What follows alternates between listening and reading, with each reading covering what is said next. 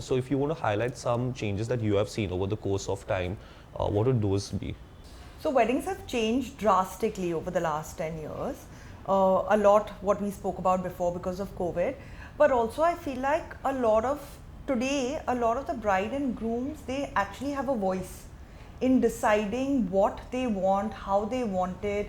They have a voice in terms of deciding the number of people that they want.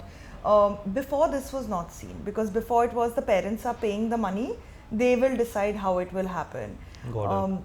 Now, even though the parents are still paying the money, but the children still have a voice. Yeah. And they are being heard. That's correct. So, which is a huge difference that we've seen over the years, while we are planning the wedding during that stage. Also, when the bride and groom, their voices are heard, they are more on the sustainable, they are more on how we can change the weddings to have more fun for them. Okay. Not just for the family and friends, but they also want to enjoy their wedding. So the ritual part of the weddings always stay the same. So you'll always have your haldi, the puja, the fairas.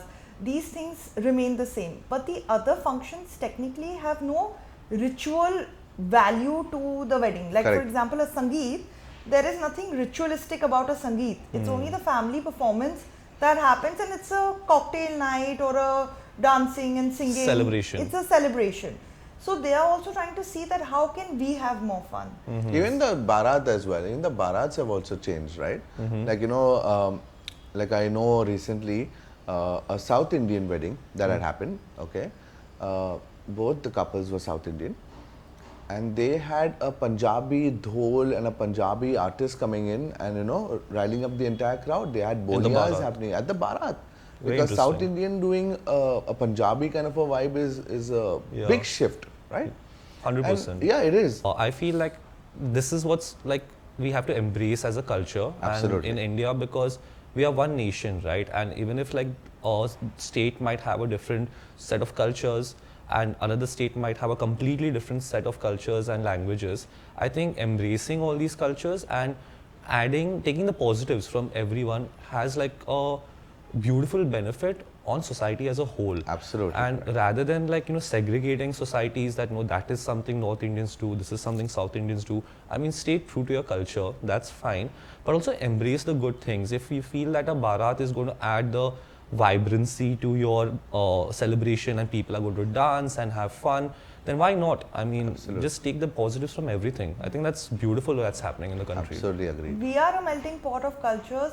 People are also looking at the Western world and incorporating a lot from there also, because even as children, we've grown up watching your Bollywood movies, but at the same time, your Hollywood movies.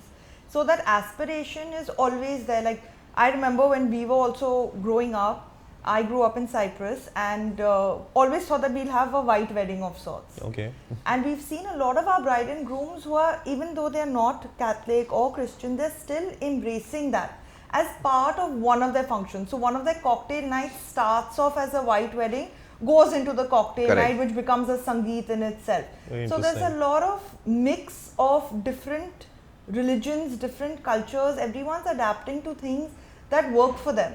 You guys are wearing white right now, so is there a party after this? Are we invited? The party's at Harsh's house.